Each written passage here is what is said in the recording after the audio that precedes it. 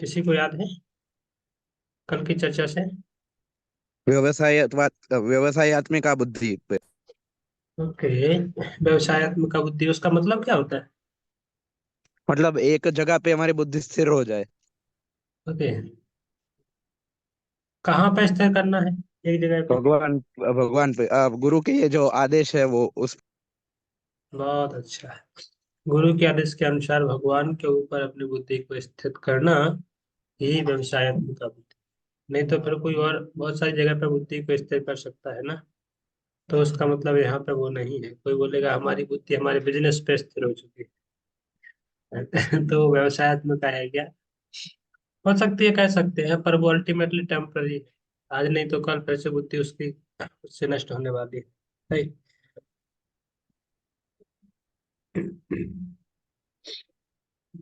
सो बहुत अच्छा। आगे बढ़ते हैं। अभी भगवान यहाँ से व्यवसायत्मक बुद्धि की बात करने के पश्चात भगवान यहाँ से कुछ वेदों के बारे में जिक्र कर रहे हैं कि वेदों में प्रायः सकाम कर्म का विचार है। सकाम कर्म किसको कहते हैं? जिस काम के अंदर कुछ फल को पाने की इच्छा होती है। और फल किस प्रकार का? भौतिक निवृत्ति का फल। जब उसको पाने की इच्छा होती है तो उसको सकाम कर्म कहते हैं। और सकाम कर्म का वर्णन प्राय वेदों में अधिकतर मिलता है। तो वेदों में उस प्रकार से जो सकाम कर्म है उसकी इच्छा रखने वाले लोग हैं, वेदों को अधिक प्रेफर करते हैं, वेदों को पढ़ते हैं। तो उसके बारे में भगवान कह रहे हैं, यामिमां पुष्पिताम्बा च प्रवदन्ता विपश्चिता वेदवादरता पार्था नन्यतस्तीति वादिना कामात्मना स्वर्गपरा जन्म कर्म फलप्रदां क्रिया विशेष बहुलां भोगेश्वर गतिम प्रति। ऐसे लोग हैं भोग और ऐश्वर्य के प्रति बहुत लालायत रहते हैं। भोग मतलब संसार में एंजॉयमेंट, भौतिक भोग की उनकी वासना है। तो उसके लिए भौतिक भोग के पीछे भागते हैं। और ऐश्वर्य, ऐश्वर्य मतलब बहुत बड़ा अपने आप को दिखाने के लिए और बहुत प्रयत्न करते हैं दिन रात, इसलिए लोग कठिन परिश्रम करते हैं। इसलिए या तो दूसरों को दिखाने के लिए, देखो हमारे पास कितना धन है, हमारे पास 4 गाड़ियां हैं, हमारे पास अ, इतना बड़ा मकान है। तो इस प्रकार से जो भोग है, संसार का भोग है, उसके प्रति, और ऐश्वर्य, उसको ऐश्वर्य कहते हैं। और भोग मतलब हर प्रकार का उनके पास सेंस एंजॉयमेंट के साथ। तो उसकी आशा रखने वाले लोग कहाँ जाते हैं? क्रिया विशेष बदलाव। बहुत अलग अलग प्रकार की क्रियाएं करते हैं। किस प्रकार की क्रियाएं करते हैं? जो कि वेदों में पहले से वर्णन की गई है। तो वेदवाद रता, वेदवाद रत उनको बोलते हैं जो वेदों के कट्टर अनुयायी होते हैं। जो वेदों में दिए गए अलग अलग प्रकार के जो विधान है, अलग अलग प्रकार की विधि हैं कि यदि किसी को धन चाहिए तो उसको पर्टिकुलर देवता की पूजा करनी चाहिए। किसी को बहुत सुंदर शरीर चाहिए तो उसको सूर्य की उपासना करनी चाहिए। किसी को इंद्रियों के ऊपर, मन मन के ऊपर नियंत्रण करना है तो कैसे चंद्रमा की उपासना, ऐसे अलग अलग है। बहुत सारे देवताओं की उपासना करने का विधान है। किसी को सुंदर पति चाहिए, ऐसे तो लोग कहाँ जाते हैं सुंदर पति के लिए? शिव जी के पास जाते हैं। जो कन्याएं होती हैं, इसलिए आप देखेंगे अक्सर अ, सुंदर पति प्राप्त हो जाए उसके लिए शिव जी के पास जाते हैं। या जो पुरुष वर्ग है, जो युवा लोग होते हैं, वो लोग दुर्गा के पास जाते हैं सुंदर पत्नी प्राप्त करने के लिए।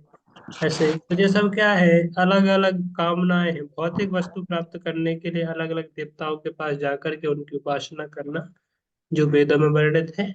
और उनसे कुछ मांगना, भौतिक वस्तु मांगना। तो इसको बोलते हैं वेदवाद।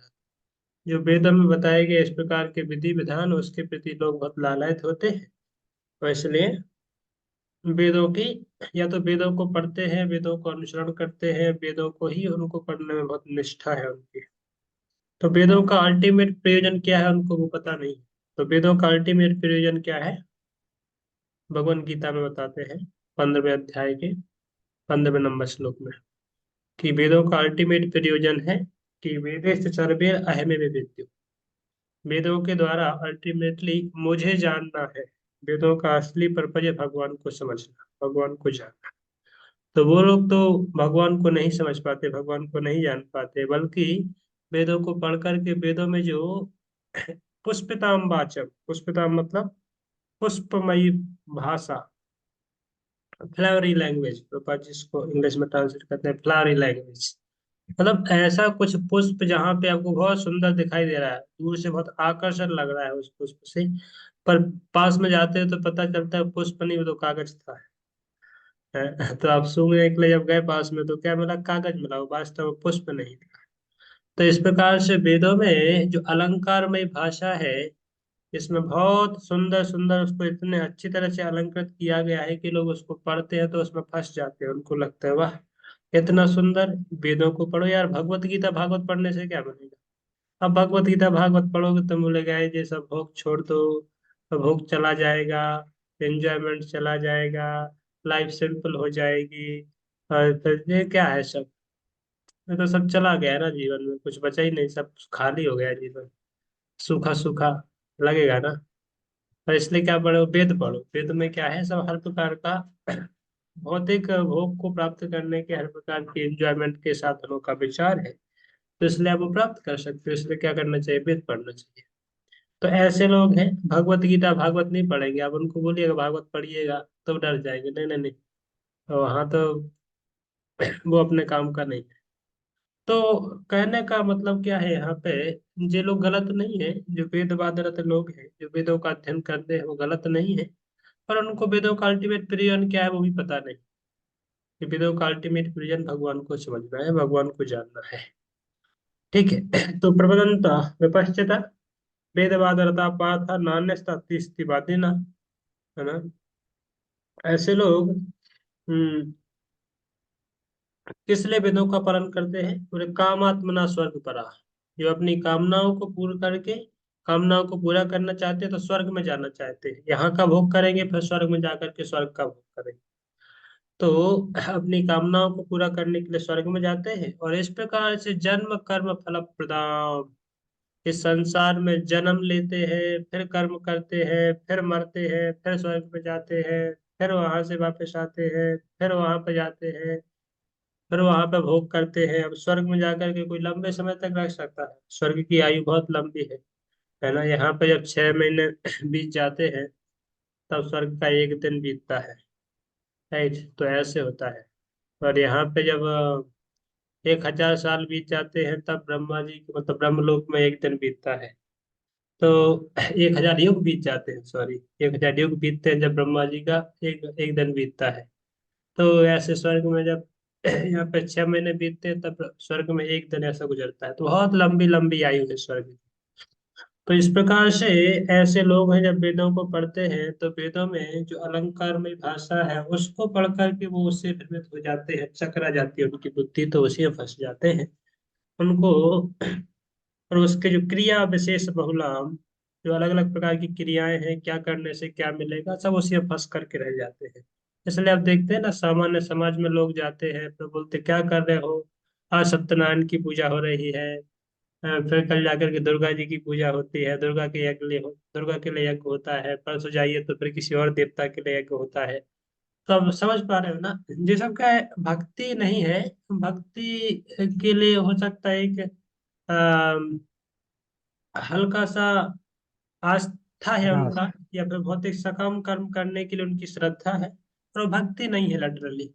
भक्ति के डेफिनेशन अलग काम करती है, भक्ति के पैरामीटर अलग काम करते हैं। जैसे कोई सामान्य समाज में लोग हैं, सत्यनारायण का यज्ञ कराते हैं, देवी देवताओं की उपासना करते हैं, तो ये सब जो वेदों में वर्णित जो कर्मकांड विधि है, कर्मकांड विधि का मतलब है कि जो कोई पर्टिकुलर यज्ञ करने से, कोई पर्टिकुलर क्रिया करने से आपको कोई पर्टिकुलर वस्तु की प्राप्ति होती है, भौतिक भोग, भौतिक वस्तु की प्राप्ति होती है, उसको कर्म कांड बोलते हैं, राइट।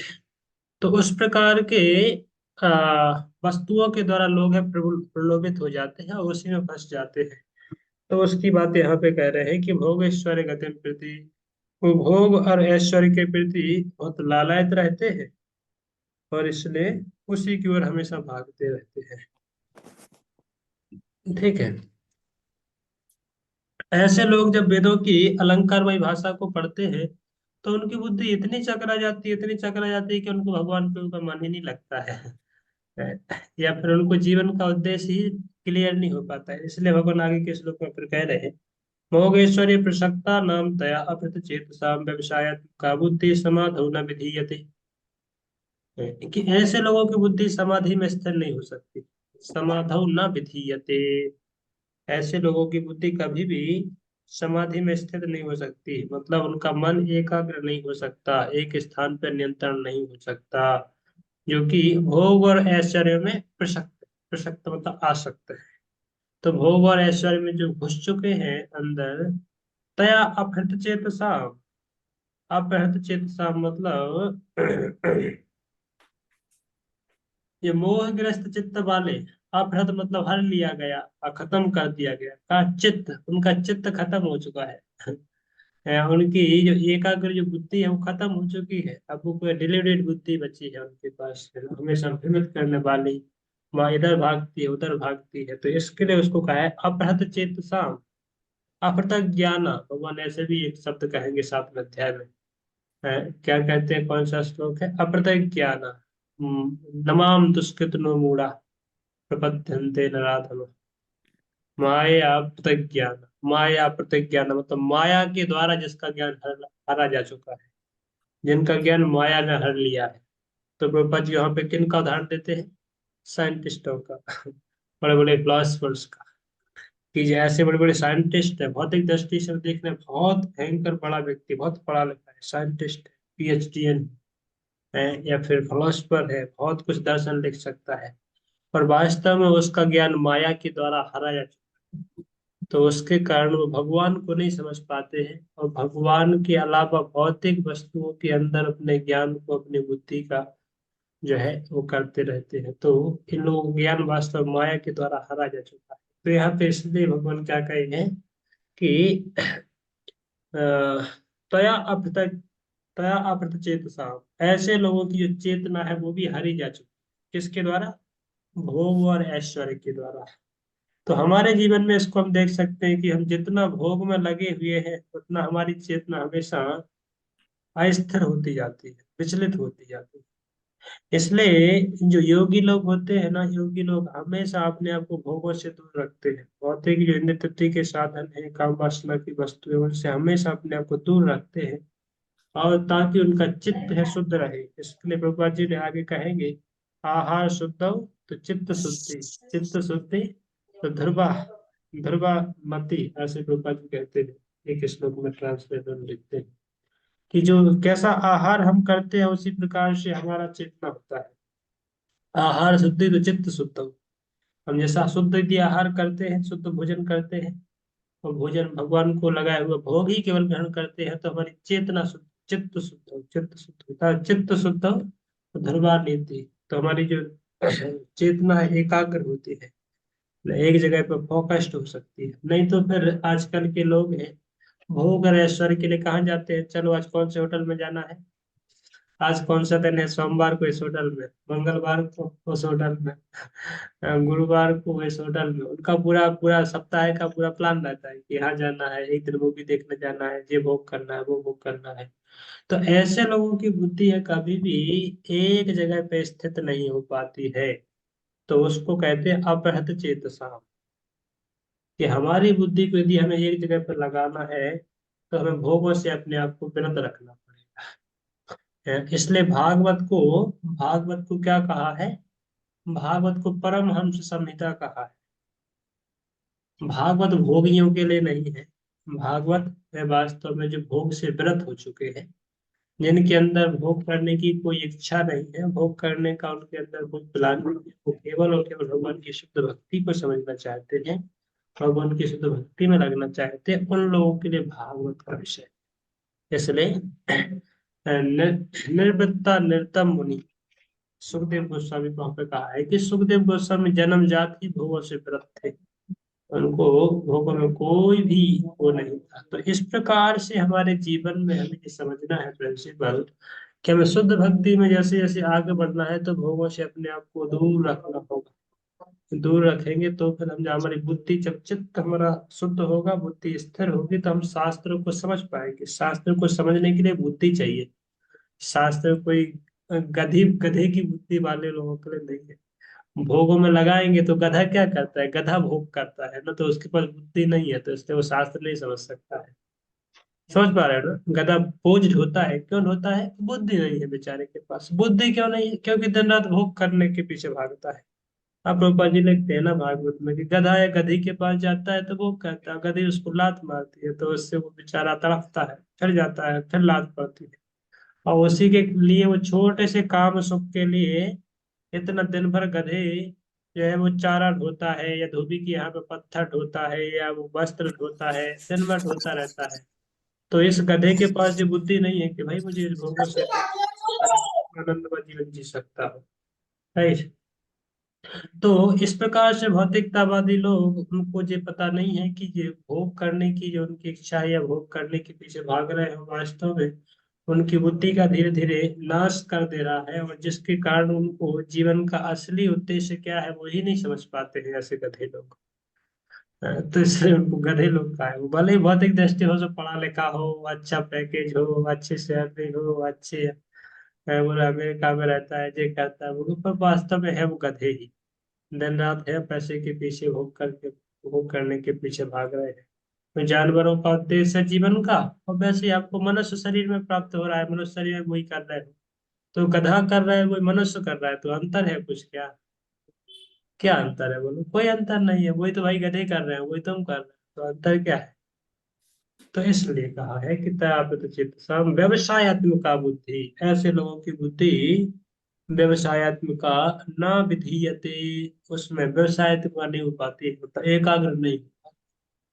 समझ रहे हैं ना? तो वो गुरु की आज्ञा, शास्त्र की आज्ञा, भगवान का आदेश क्या समझेगा बेचारा? जिसकी बुद्धि हरी जा चुकी है, बुद्धि गायब की जा चुकी है माया के द्वारा, वो कहाँ से समझेगा ये सब चीजें? और अध्यात्म को पकड़ने के लिए, भक्ति को करने के लिए व्यक्ति को व्यवसायत्मक का बुद्धि बनना पड़ता है, जो भगवान पहले ही कह चुके हैं। तो उसको गुरु के वचनों को एकाग्र करके हृदय में ले लेना चाहिए। गुरु के वचनों को जीवन का केंद्र बिंदु बना लेना चाहिए।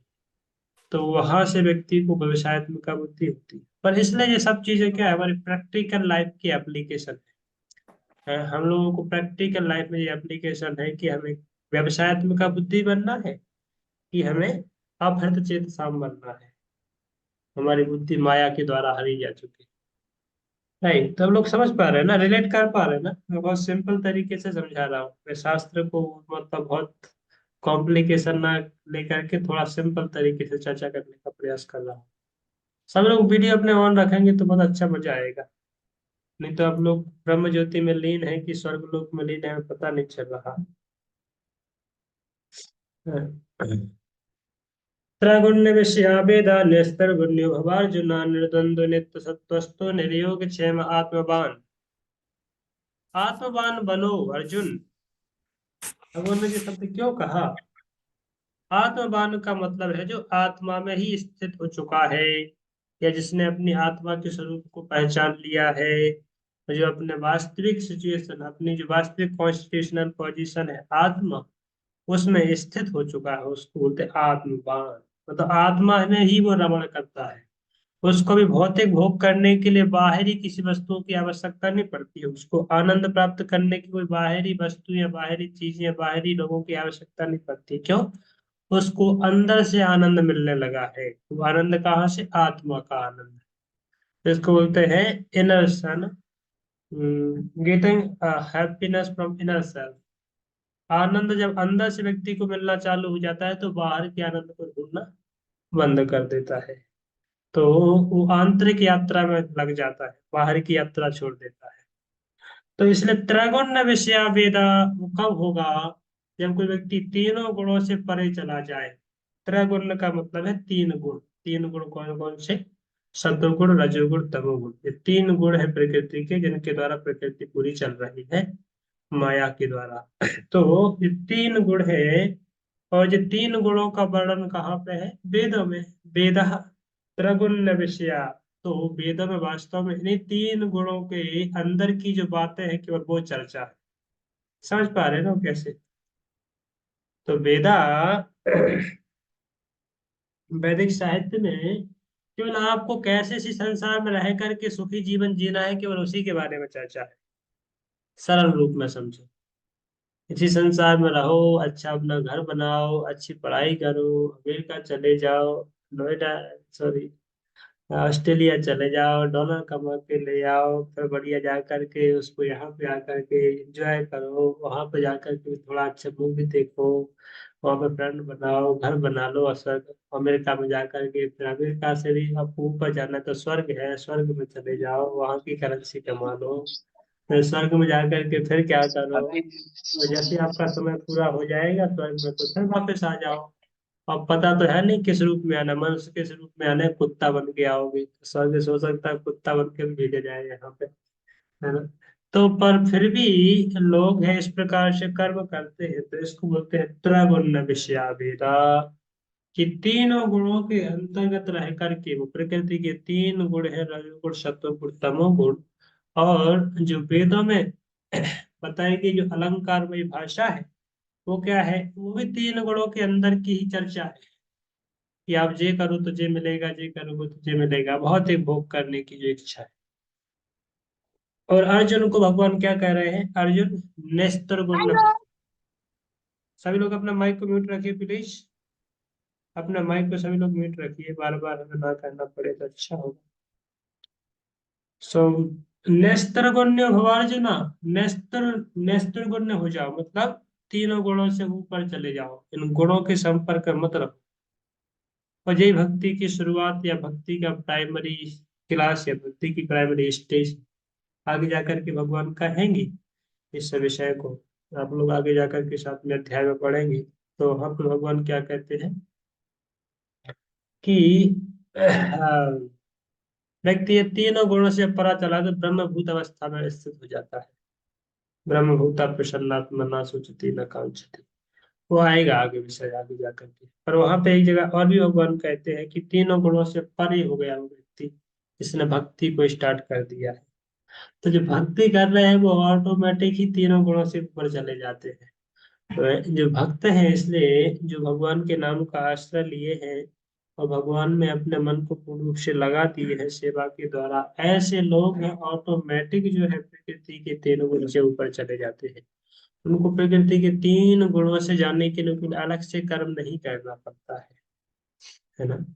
और तो इसलिए अर्जुन को भगवान कह रहे हैं कि नेस्त्र गुण्य भवार्जुना, हे अर्जुन, नेस्त्र गुण्य हो जाओ, है ना, इन तीनों गुणों से परे चले जाओ।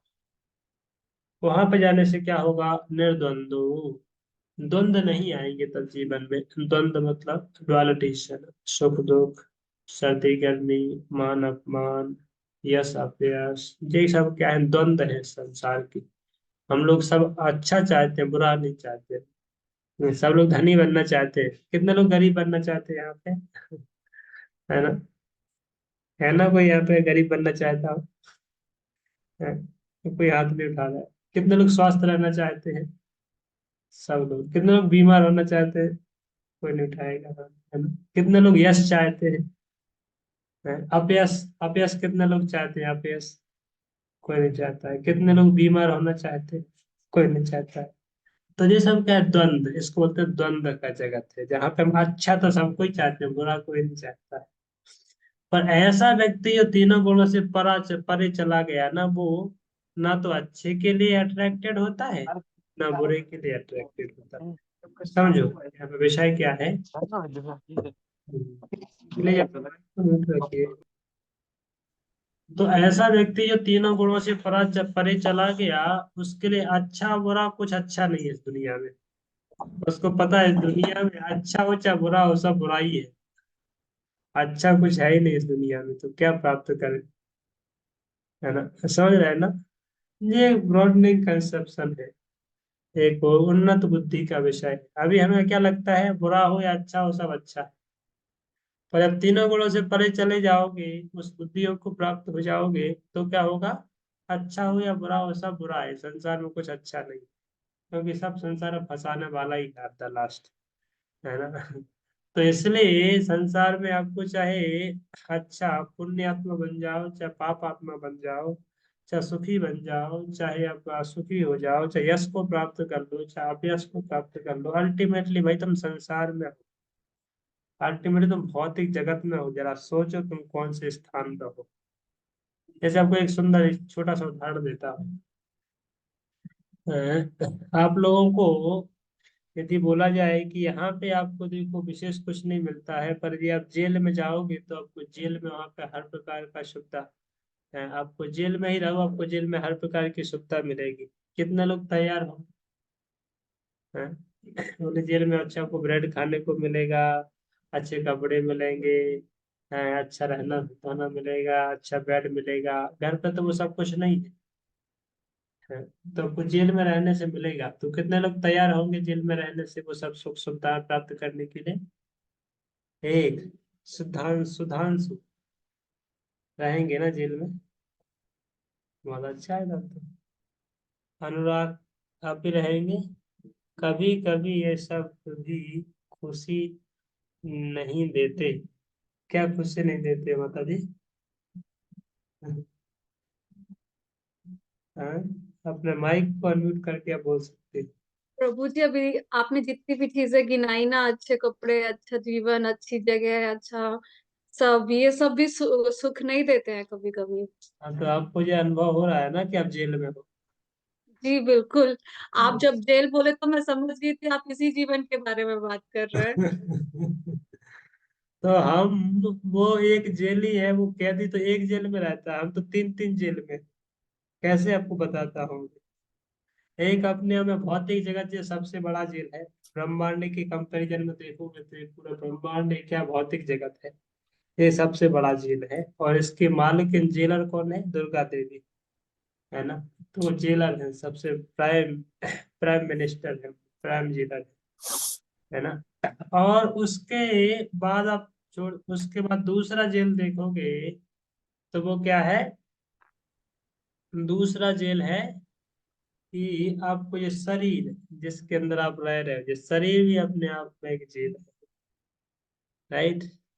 और इस शरीर के अंदर एक दूसरा शरीर है, सूक्ष्म शरीर, वो फिर तीसरा जेल है। तो आप एक तीन जेलों में तो ऑलरेडी रह रहे हो, तो और एक नया क्राइम करोगे तो फिर चौथे जेल में डाल दिए जाते हो, है ना। तो अभी आप इतने जेलों के अंदर रहे कि कौन कौन से जेल के आपने रोटी नहीं खाई, सब जेलों की रोटी तो खा के बैठे हैं, है ना। कुत्ते के शरीर में हम जाके बैठे हैं, बिल्ली के शरीर में हम जाके बैठ के आए हैं। हर प्रकार के जेलों का अनुभव किया है अब। हर जेल की रोटी खा के बैठे हैं, है ना। तो इस संसार में कहने का मतलब है कि कोई कितना भी सुखी होने के लिए प्रयत्न कर ले, कोई कितना भी आनंद को जीवन में, आनंदमय जीवन प्राप्त करने के लिए प्रयास कर ले, वो ना संभव नहीं भाई। तुम अल्टीमेटली जेल में हो।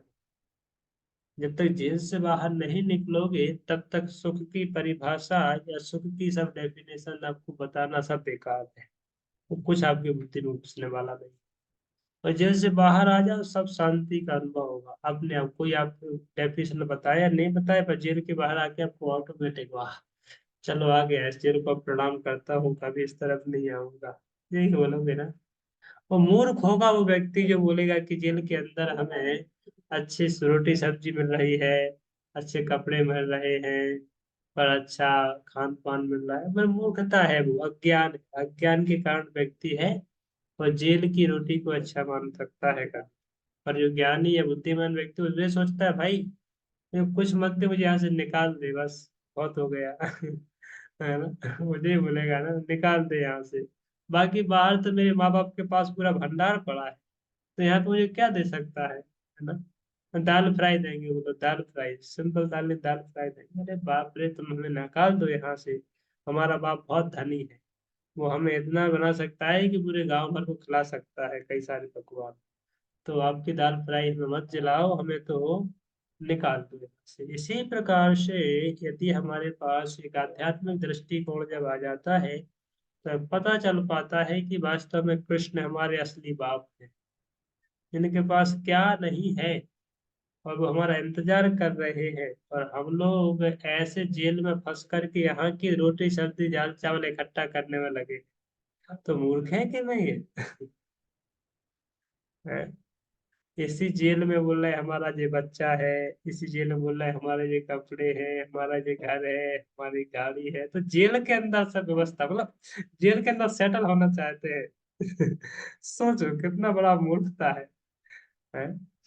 जेल के अंदर हम अपना सेटलमेंट चाहते हैं कि नहीं, अभी जेल से बाहर नहीं निकलना है, जेल से बाहर नहीं जाना है। मैं सही बोल रहा हूँ कि गलत बोल रहा हूँ? कितने लोग जाना चाहते हैं, वो मरना चाहते हैं? अभी यदि आपको बोला जाए मरना है बस आपको, कितने लोग मरना चाहते हैं? कोई नहीं मरना चाहता। अरे मरोगे तब तो आपको स्वर्ग मिलेगा, मरोगे तब तो जेल से बाहर जाओगे, है ना? अच्छा, कुछ लोग मरने के लिए भी तैयार है, भाई टेंशन वेंशन तो नहीं है जिंदगी में? कुछ ज्यादा तो नहीं त्रास आ गया जेल के अंदर? वैसे तो मर ही जाते हो, बाहर तो निकल नहीं पा रहे हैं, सुसाइड पहले ही कर लेते हैं। ऐसे नहीं मरना है, मरने के लिए भी कला चाहिए, मरने के लिए भी ऐसे मरना है ताकि जेल से बाहर जा करके बाहर पहुंच जाए, नहीं तो जेल के अंदर वही पे कहीं गटर में डाल देगा, है ना? तो कुछ होगा नहीं। कहने का मतलब है, जेल के अंदर रह करके भी मरने की कला सीखना है हमें, या भगवत धाम जाने की कला सीखनी है, और ऐसे निकल जाना है इस संसार से। एक बार निकलना है, फिर इस जेल में वापस ना आए, हमारा प्रयास वो होना चाहिए। इसको बोलते हैं आर्ट ऑफ डाइंग, और art of becoming free from this material. तो इस संसार से कैसे मुक्त होना है, हमें उसकी कला सीखनी है।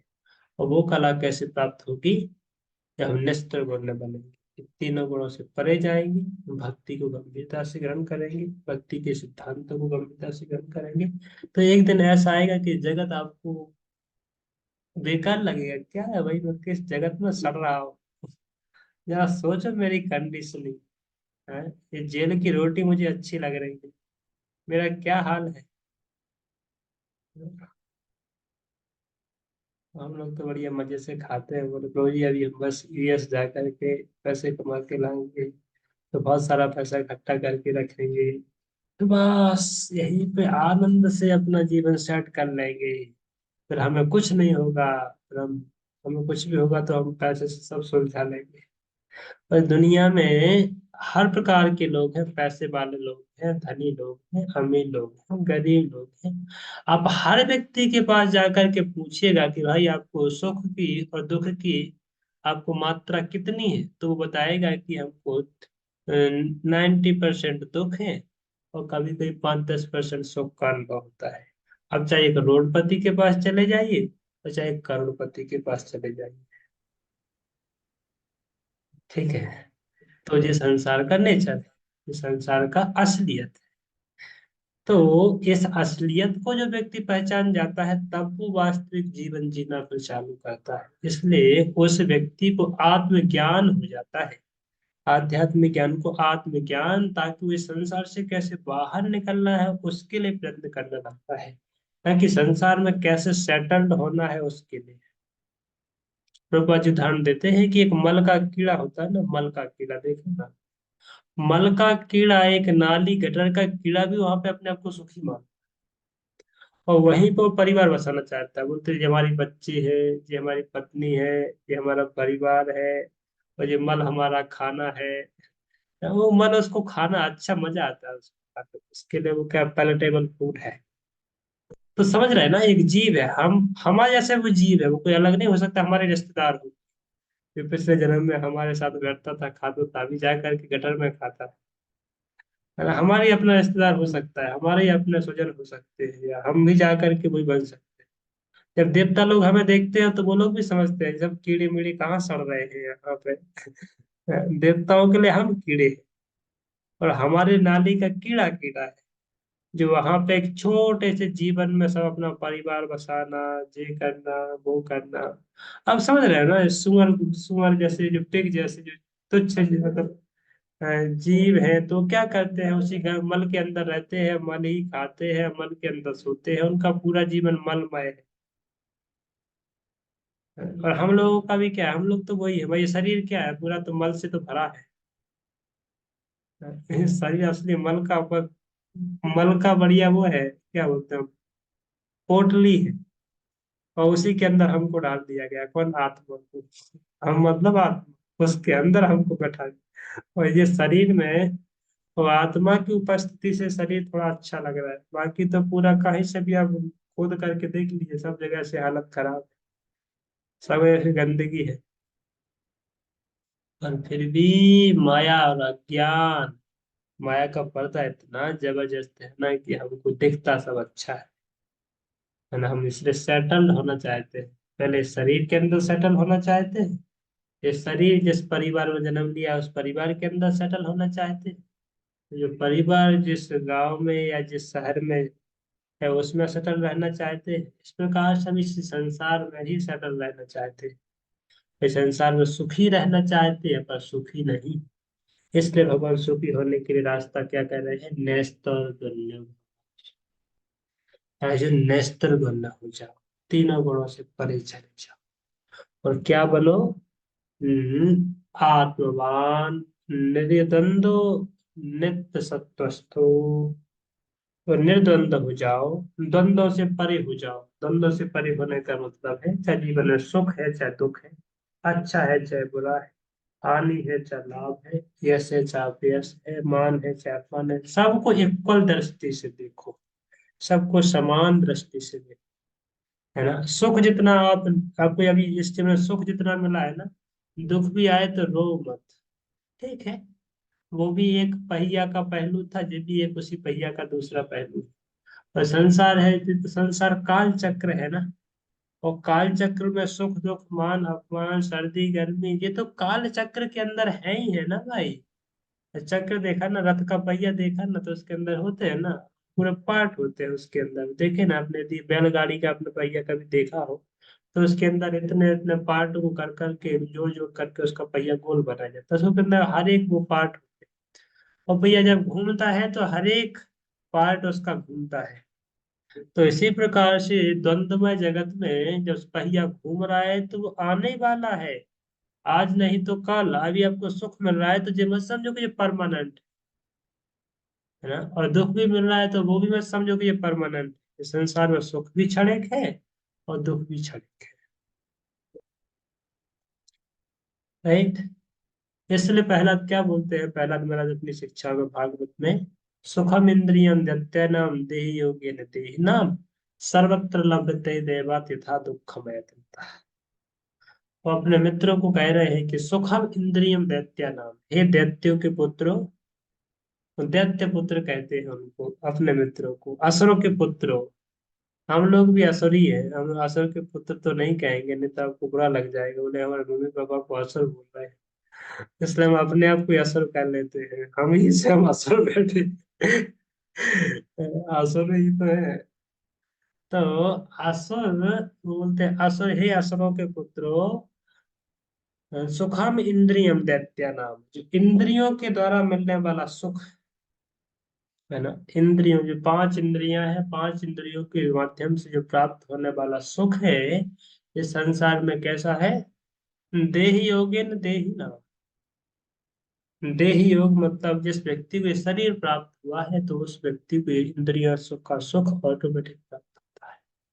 देहि नाम मतलब आत्मा, जो जीव है, देहधारी, उसको जिसने देह ग्रहण किया है, जिस देह धारण किया है, उसको ये इंद्रियों का सुख तो अचानक प्राप्त हो जाता है। कैसे, बोले सर्वत्र लभते है देवात, ये इंद्रियों का सुख उसको सर्वत्र मिलता है, चाहे वो किसी भी जीव में चला जाए, किसी भी योनि में चला जाए, किसी भी। नहीं तो हमें लगता है हमको बहुत एडवांस्ड है, बहुत सोफिस्टिकेटेड है, बहुत पैसे पा रहे हैं, हम ये भोग कर रहे हैं, वो आनंद कर रहे हैं। जितना आनंद हमको अपने 5 स्टार और 8 स्टार होटल में जा करके अच्छा स्पाइसी और बढ़िया स्वीट रबड़ी खाने में आनंद मिलता है, उतने सुअर को अपना मल खाने में आनंद मिलता है। दोनों का आनंद का जरिया सेम है, दोनों को बराबर परसेंटेज आनंद। वो वहां पे उस प्रकार का आनंद लेता है, हम यहाँ पे इस प्रकार का आनंद लेते हैं। तो ये क्या है, सब इंद्रिय सुख का आनंद है। और कहते हैं कि देह योगिन देही नाम सर्वत्र लभते देवात, वो सर्वत्र है वो सुख। तो सर्वत्र मतलब दुनिया में ऊपर चले जाओ, स्वर्ग में जाओ तो इंद्र भी उसी के पीछे भाग रहे हैं, इंद्र चंद्र वरुण वो सब भाग रहे हैं उसी सुख, इंद्रिय सुख के पीछे। नीचे के लोकों में चले जाओ, आताल पाताल में, तो वहां पर भी सब उसी के पीछे भाग रहे हैं। पृथ्वी पे आओ तो उसी पे उसी के सब पीछे भाग रहे हैं, चाहे कोई भी योनि में कोई भी जीव है, सब वही इंद्रिय सुख के पीछे भाग रहे हैं। अभी आपको एक और सिंपल उदाहरण देता हूँ, आपको और समझ में आएगा। अभी आप बोलोगे भारत में, तो भारत में इतना ज्यादा पॉपुलेशन है, और इतना पॉपुलेशन भाग रहा है सब कहाँ, इंद्र सुख के लिए। पैसा कमाओ, पैसा कमाओ, पैसा कमाओ, पैसा कमा करके सुख लाओ, सुख लाओ, सुख लाओ, सुख के साधन लाओ, सुख के साधन ला करके एंजॉय करो। आपके इंडिया का ये कॉन्स्टिट्यूशन है। अब अमेरिका में चले जाओ, वहां पे क्या चल रहा है? वहाँ भाई वही बिजनेस चल रहा है। ऑस्ट्रेलिया में चले जाओ, कहीं भी चले जाओ, आप दुनिया के किसी भी कोने में चले जाओ, आपको यही धंधा मिलेगा हर जगह। ऊपर चले जाओ, स्वर्ग लेकर के ब्रह्मलोक तक चले जाओ, वहां पे भी सब यही धंधा चल रहा है। नीचे तक चले जाओ, पाताल लोक तक, नरक तक चले जाओ, सब जगह यही धंधा लगा है। तो इसलिए इस धंधे से बाहर निकलना है तो क्या करना पड़ेगा? निर्योग क्षम है, आत्मवान हो। तब जाकर के भौतिक जगत से बाहर निकलोगे, भगवान के धाम में पहुंचोगे, प्रकृति के तीनों गुणों से छुटकारा मिलेगा। तब आपको ये भौतिक शरीर ये मिलना बंद हो जाएगा। जब भौतिक शरीर मिलना बंद हो जाएगा तो भौतिक संसार है, भौतिक सुख भी, भौतिक संसार की जो भौतिक सुख भी ऑटोमेटिक गायब हो जाएंगे। आध्यात्मिक आनंद, आत्मा का सुख वहां से मिलना चालू हो जाएगा। उसको आत्मवान कहा है यहाँ पे कि निर्योग क्षेम आत्मवान। उस निर्योग हो जाओ, निर्योग हो जाओ मतलब लाभ था रक्षा के भावों से मुक्त हो जाओ, है ना। निर्योग क्षेम आत्मवान, हे अर्जुन आत्मपरायण बनो, आत्मा के आनंद को ढूंढो, आत्मा के आनंद में रमो। इस प्रकार से भगवान अर्जुन को कह रहे हैं निर्योग क्षेम आत्मवान। हाँ? कितना सुंदर है। ऐसे गीता को पकड़ लेना चाहिए, ऐसे गीता को पी लेना चाहिए। गीता के यदि आपको ऐसे श्लोक याद हो गए ना, आपके हृदय में पुष्प होने लगे ना, बस पूरा कुछ मिले या नहीं मिले, बस ये आपको गीता के इस प्रकार से श्लोक हृदय में बैठ गए ना, तो बस जीवन पे आपको अंदर से, है ना, हैप्पीनेस फ्रॉम विद इन, से क्या बोलते हैं, हैप्पीनेस फ्रॉम विद इन, अंदर से वो आनंद मिलना चालू। वो बाहरी आनंद के पीछे भागेंगे नहीं, जिसकी मैं चर्चा कर रहा था कि प्रहलाद ने वही कहा अपने मित्रों को कि इस संसार में सर्वत्र लभते देवा यथा दुखम आयतनता। जिस प्रकार से किसी व्यक्ति को दुख है, दुख कोई व्यक्ति कमाने के लिए नहीं जाता है, दुख प्राप्त करने के लिए कोई प्रयास नहीं करता, पर फिर भी उसको दुख आते हैं कि नहीं आते? उन्हें आते हैं। तो उसी प्रकार से व्यक्ति को सुख के लिए भी प्रयत्न नहीं करना चाहिए। तो सुख कमाने के लिए, सुख इकट्ठा करने के लिए उसको दुनिया भर का परेशान नहीं होना चाहिए, है ना। तो आप लोग बोलेंगे पर मुझे करना क्या चाहिए? तो सुख भी नहीं कमाना चाहिए, दुख भी नहीं कमाना चाहिए, तो करना क्या चाहिए? तो बोले भक्ति करनी चाहिए आराम से। इस संसार में सुख कमाओ वो भी एक दुख ही है, और दुख तो दुख है ही। तो संसार में चाहे सुख हो चाहे दुख हो, दोनों ही वास्तव में दुख है, क्योंकि वो भौतिक शरीर से संबंधित है। जब तक भौतिक शरीर तुम्हारे पास है तब तक तुमको केवल दुख ही मिलना है। इसलिए इस शरीर को क्या कहा है? इस शरीर को कहा है कि दुखों का घर है ना। ये शरीर है दुखों का घर है, जहाँ पर दुखों से भरा हुआ है। अभी यहाँ पे इतना 30 लोग बैठे हैं। अब 30 लोगों में से अब किसी को भी पूछ लीजिए कि कौन सुखी है, पूरा कह सकता कोई हम 100% सुखी है? कोई है यहाँ पे ऐसा महानुभाव? कोई नहीं है, नील बटे सन्नाटा। तो ये हालत है। हम लोग अभी जैसे जाके पूछेंगे रोड पे कोई चल रहा है, कैसे हो माता जी? सारू छ मजा में छु, है, मजा में है, आनंद में है, बोलते हैं ना। अब वो हम ऊपर ऊपर हंसने के लिए, दिखाने के लिए मुस्कुराते हैं, बहुत अच्छा दिखाते हैं और मजा में दिखाते हैं, पर अंदर की हालत तो हमको ही पता है ना भाई कैसी है। तो खाना पच नहीं रहा है ना, घर की टेंशन अलग है, पारिवारिक टेंशन अलग है, फिजिकल इमोशनल किस किस प्रकार की चिंताएं नहीं है व्यक्ति को। तो इसलिए गीता का अध्ययन हमारे समाज में बहुत आवश्यक है ना। गीता की शिक्षा जिसको एक बार प्राप्त हो जाए तो उसका जीवन वहीं से आनंद को प्राप्त हो सकता है। तो जीवन में आनंद है या सुख के पीछे मत भागो, सुख चाहिए हमको वास्तव में, तो भक्ति के पीछे भागो। भक्ति के अंदर जो सुख है ना, भक्ति के अंदर जो आनंद है वो कहीं नहीं है। तो आनंद के पीछे भागोगे, सुख के पीछे भागोगे, तो वो कहीं मिलने वाला नहीं है आपको, कहीं भी भागते रहो उसके पीछे। तो यावानार्थ उदपाने तदता संप्लुतोदिके तावान सर्वेषु वेदेषु ब्राह्मणस्य विजानता।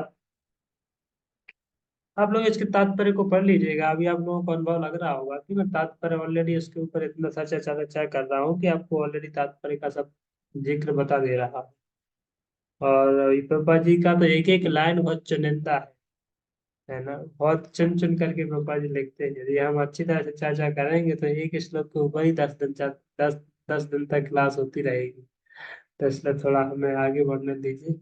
हमने दो दो वीक ले लिए, 2 वीक में बाद सेकंड चैप्टर समाप्त हो जाए तो अच्छा है।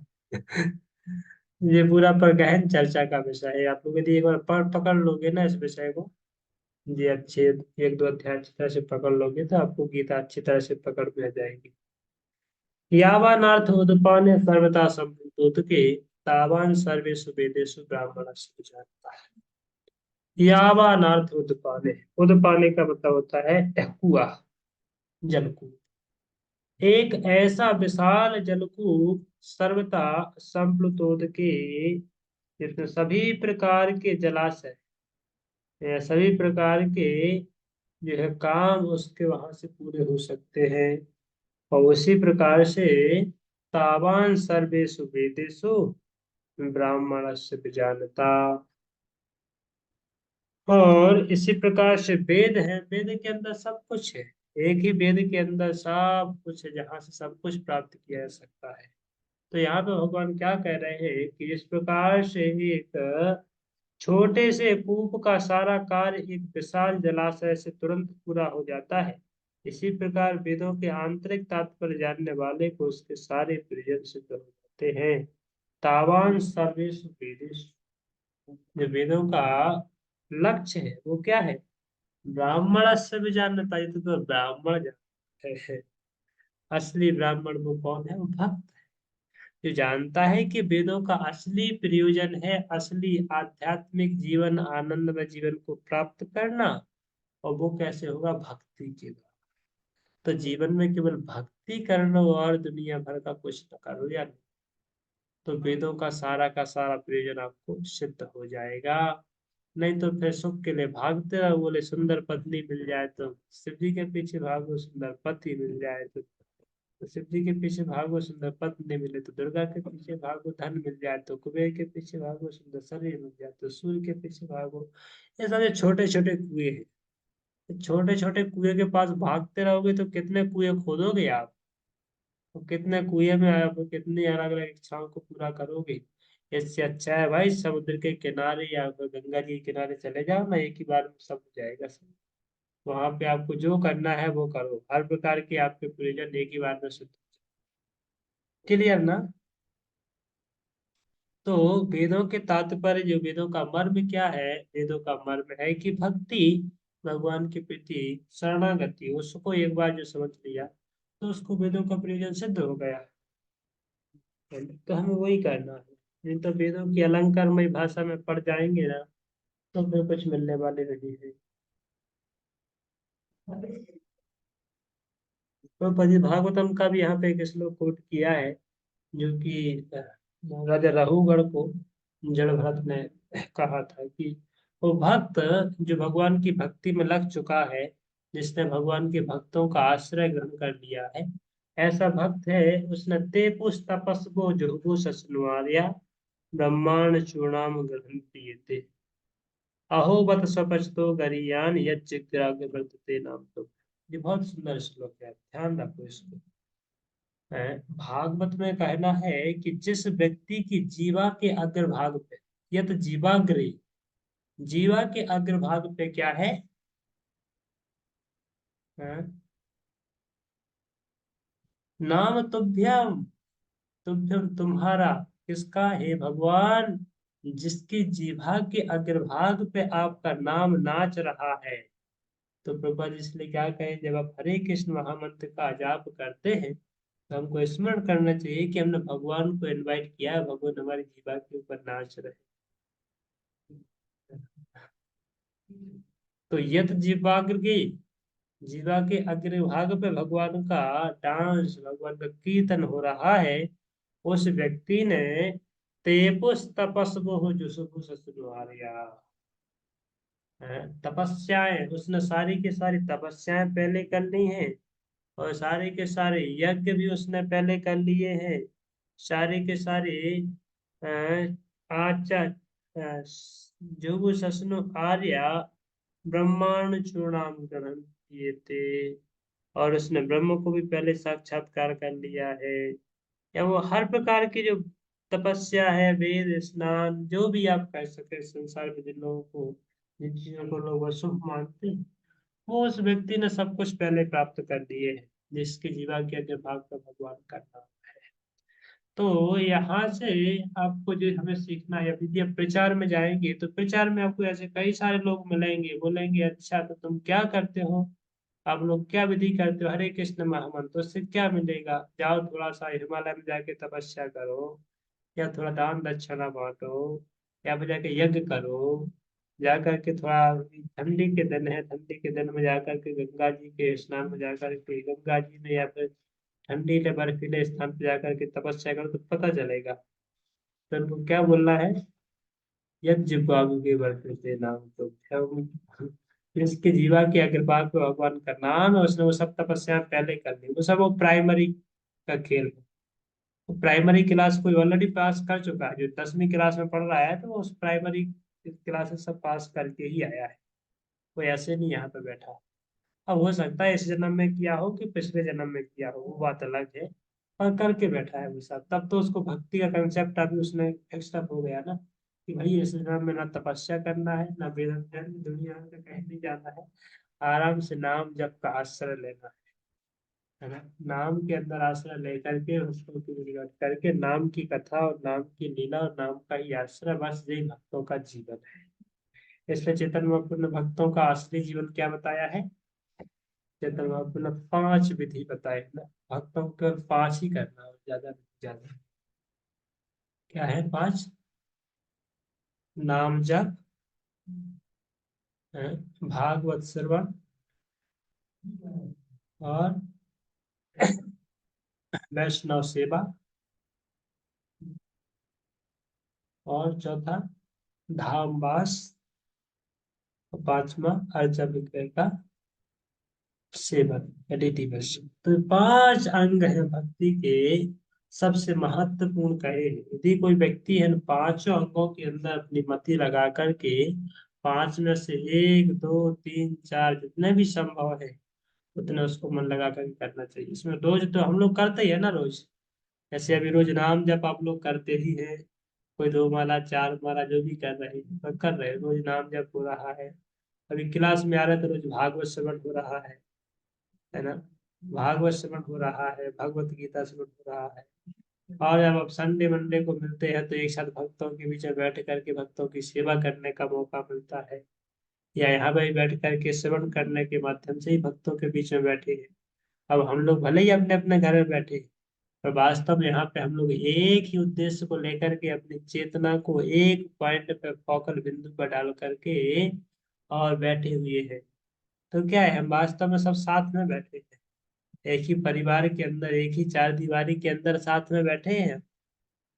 भले ही अपने अपने घरों की दीवार में बैठे, पर सबकी चेतना एक स्थान पे अभी डटी है। तो इससे सब साथ में बैठे, भक्तों का संग हो रहा है ना। और भागवत श्रवण, नाम जप, धाम वास के लिए भी आपको वृंदावन की यात्रा उतना जरूरी कर दी, धाम वास भी हो जाएगा 3 4 दिन का, है ना। और अर्चा विग्रह का सेवन तो आप लोग घर में कर रहे होंगे, या मंदिर आते हैं तो वहां पे भी होता है। तो इस प्रकार से जो 5 अंग है भक्ति के, बहुत शक्तिशाली अंग हैं, जिनको यदि कोई व्यक्ति गंभीरता पूर्वक करे तो उसको और अधिक कुछ करने की आवश्यकता नहीं होती है। हम्म, तो मुझे लगता है समय तो आप लोगों का हो गया है, हमने कितने लोग कवर अप कर पाए, 3 4 ही 5 स्टूडेंट। मैं अब आप लोगों की क्लास से चला जाता हूँ, कोई दूसरे टीचर को भेज देता हूँ क्योंकि आप लोगों का लॉस हो जाएगा। तो बस स्लो चलती है हमारी गाड़ी। समय हो गया है, यहाँ पे स्टॉप करें, ये चलने दें, स्टॉप करेंगे तो बेचारे कुछ लोग दुखी हो जाएंगे जो खाना पीना नहीं खाए होंगे। चलने दीजिए अनुराग कश्यप। आपके लिए चलाते हैं, बाकी लोग चिंताग्रस्त हो जाएंगे खाना पीना नहीं खाए। तो कोई नहीं, हमने अभी काफी हमारा अभी सिलेबस बचा हुआ है, अभी तो क्या 47 श्लोक, अब 72 श्लोक है इस अध्याय के अंदर।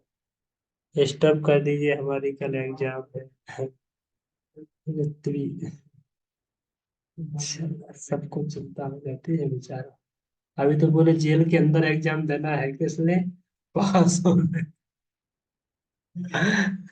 किस लिए पास होना है कि और भी जेल के अंदर एक एक गेट और तोड़ करके उसके अंदर जा।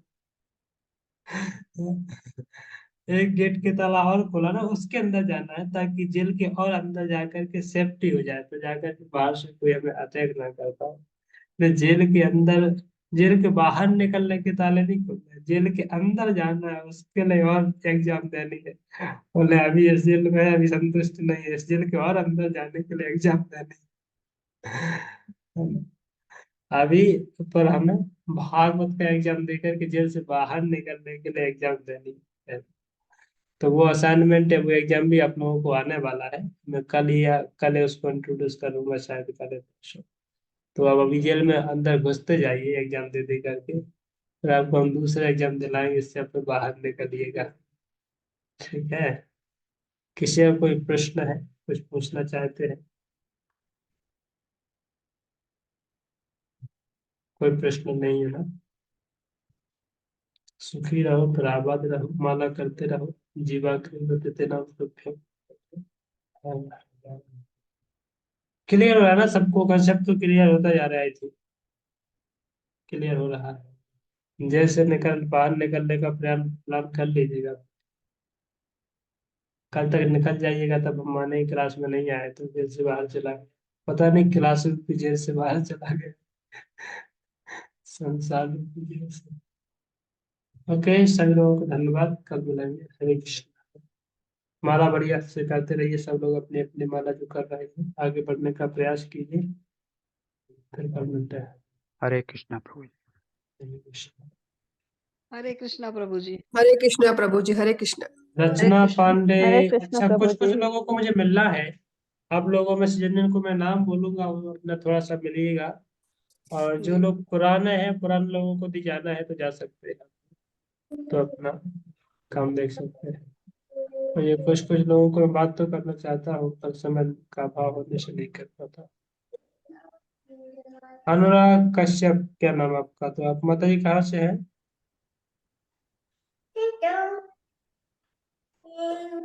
अ, प्रभु जी, मैं अभी प्रेजेंट में वहाँ वडोदरा में रहती हूँ। समीक्षा पटेल नाम है मेरा।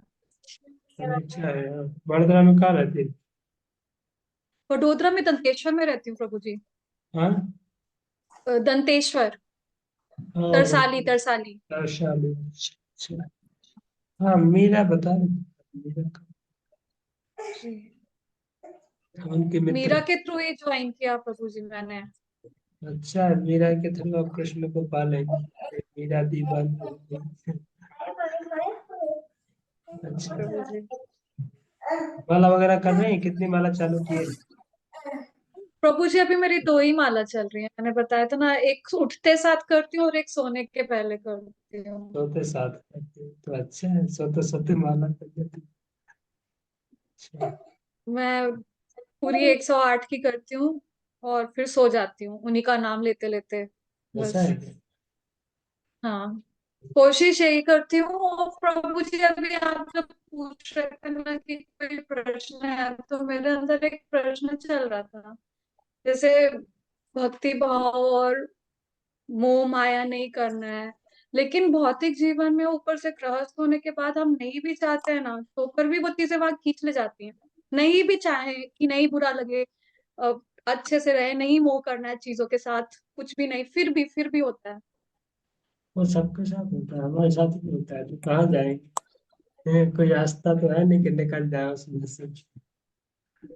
पर रास्ता यही है, जैसे जैसे भक्ति में प्रगति होगी, आध्यात्मिक उन्नति होगी, ये सब दरवाजे अपने आप बंद होते जाएंगे।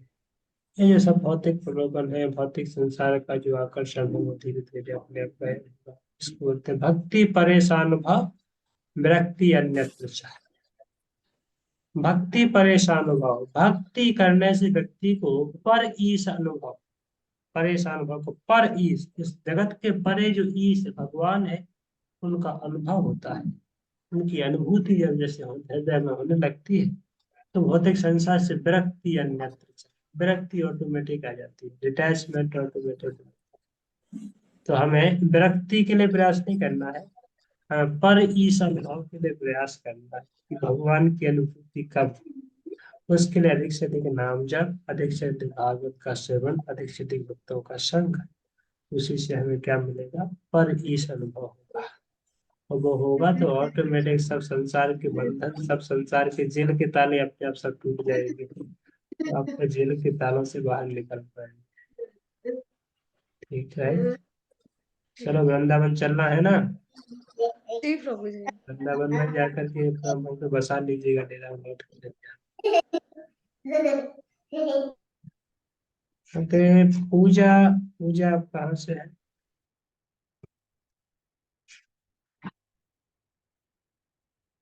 पूजा नहीं, धवल पटेल,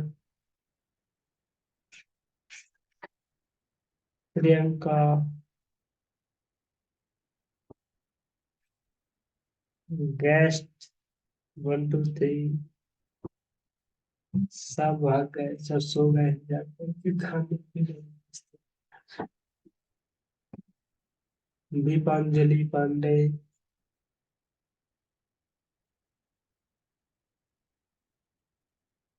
हरे कृष्णा। दीपांजलि माता जी कहाँ से हैं आप? आपकी आपके माइक को अनम्यूट कीजिए, आपकी आवाज नहीं आ रही है। हरे कृष्ण प्रभु जी, मुगल सराय से हैं। हाँ, मुगल सराय से कैसे आप? रश्मि के रश्मि थ्रू माता जुड़े जी, हैं। जी जी जी। इसलिए वो बैठी हैं अभी तक, वही हमें सो लग रहा है कि अच्छा है, समझ में आ रहा है कुछ? जी जी जी, समझ में आ रहा है। अच्छा, तो क्या करते हैं आप मुगल सराय में? मुगलों के बीच में शासन करते हैं?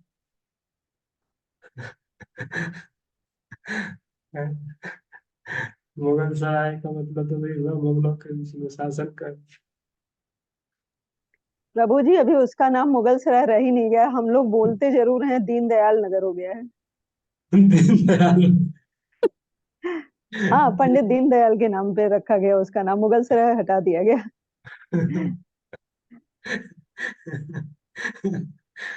मुगल सराय जंक्शन का नाम भी अभी वही हो गया है, काफी हाँ, टाइम से हो गया है। आप रिजर्वेशन अगर कराते होंगे तो देखा हाँ, होगा। DDU दीनदयाल ही आता है, मैं कराया वहां से 2 4 बातें। दीनदयाल उपाध्याय। जी प्रभु जी। तो उसका नाम क्या, मुगल सराय नाम क्यों है? मेरे सही ऑब्जर्वेशन है क्या, मुगलों का शासन था क्या वहाँ पे? पता नहीं, ऑल ओवर इंडिया में जहां भी था तो इसी वजह से उसका भी नाम रहा होगा। हो सकता है ऑफिस होगा वहाँ पे मुगलों का। तो जो भी प्रभु है जी मैं प्रभु। बताऊं? हाँ बोलिए, आप सर वहीं से हैं? प्रभु जी नहीं, हिस्ट्री जैसे पढ़ते हैं ना, तो उसमें सराय का मतलब होता था होटल। रुकना। तो पहले जब पालकी से चलना होता था, वाहन तो होते नहीं थे, पालकी से बहुत दूर दूर जगह जाया जाता था। तो एक जगह से दूसरी जगह जाने में 2 2 3 3 दिन गुजर जाते थे, तो उस वजह से थोड़ी थोड़ी दूरी पे सराय बनाया जाता था। तो जब मुगलों का राज चला और पालकी के थ्रू सब जाते थे, या फिर घोड़े के थ्रू भी 2 3 दिन का रास्ता अगर तय करते थे, तो जो सराय बनाया गया था मुगलों के द्वारा, उन सरायों का नाम हो गया था मुगल सराय। ऐसा था। तो वो एक जगह थी जहाँ पे मुगलों का सराय बना हुआ था, तो उसका नाम मुगल सराय हो गया था। अभी ऐसा। पता चला दीपांजलि माता जी आपको? जी जी। अभी आप माला करिए, उस मुगल सराय से बाहर निकल के आइए, आगे बढ़िए, यात्रा को बढ़ाइए। सराय में बस के मत रह जाइए। कर रही हो माला, चालू किया हो? नहीं प्रभु जी, अभी तो नहीं कर रहे हैं। अभी नहीं कर रहे हो? तब उसी में रहना चाहती हो, मुगल सराय में सर? नहीं, निकलना चाहते हैं। निकलना चाहते थे, फिर आपको रस्सी पकड़ना पड़ेगा। रस्सी नहीं है आपके पास क्या? नहीं प्रभु जी, माला नहीं है हमारे पास अभी। हाँ तो जाइए वाराणसी लेके आइए, वाराणसी में मंदिर है आपके, मुगल सराय में भी है, शायद आपको मिल जाएगा। कितने लोग आते जाते रहते हैं मुगल सराय से। अरे हमको लड़ाई करने आते थे वहां के लोग, हम वाराणसी में थे तो मुगल सराय से लड़ाई करने के लिए आए थे। माला लेने के लिए तो कोई आ ही सकता है, जो लड़ाई करने के लिए आ सकता है मंगा ली। कोई भी आपकी रस्सी माता जी जो लोग रहती हैं तो उनको बोल दीजिए, कोई पार्सल कर देगा। कोई रोज आने जाने वाले लोग किसी को भी दे देंगे, आ जाएंगे, है ना। हमारा कोई व्यक्ति बीमार पड़ जाता है, हम कैसे भाग के जाते हैं, चलो भाई और घर भर घूम के आ जाते हैं। माला चाहिए तो शांति में जीवन चल रहा है, बोला कि जिंदगी कट रही है क्या है। प्रभु जी पहले वो करने को बोलो, बोले तो फिर मैं माला भिजवा दूंगी। देखो लोग आपके पास तैयार है गाड़ी माला की, वो पूरी गाड़ी लोड करके आपके घर पे भिजवा देंगे। अब बोलो तो सही। बोलेगी कहाँ फंसा दिया लाके। करिए करिए, उसमें क्या दिक्कत है, कोई घर वाले रोकते हैं क्या माला करने से? नहीं प्रभु जी, नहीं। करिए तो क्या दिक्कत है, अच्छा है ना। आपको सैलरी चाहिए तो मैं सैलरी भी दे सकता हूँ माला पे। नहीं प्रभु जी, सैलरी तो मिलती है। मिलते हैं, कितना मिलते हैं, कितना कमा लेते हैं? हैं? नौकरी करते हो? जी। कितनी कमाते हो, कितना कमाते हो? हैं?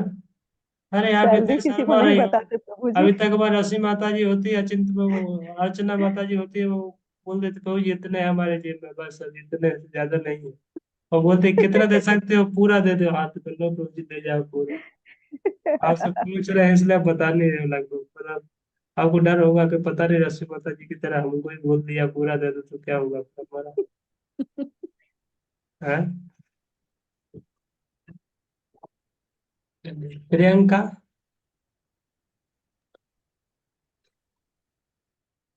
प्रियंका नहीं है। तो धवल पटेल नहीं है। होस्ट कौन है ये, हेल्दी कम्युनिटी वाले? रचना माता जी? हरे कृष्णा प्रभु जी, रचना बोल रही हूँ मैं। हाँ, कहाँ से हैं आपके, दर्शन दीजिए तो पता चलेगा। मैं बड़ौदा में ही रहती हूँ प्रभु जी, और ऐसा है? मैं इस्कॉन इस्कॉन से जुड़ी हुई हूँ। और मैं माला करती हूँ, 16 माला डेली करती हूँ। तो अच्छी बात, सुनावर करिए हमारे लिए। जी। सुनावर कर लीजिए हमारे लिए भी। 32 हो जाएगी अब। जी जी, कोशिश कर रही हूँ बढ़ाने की।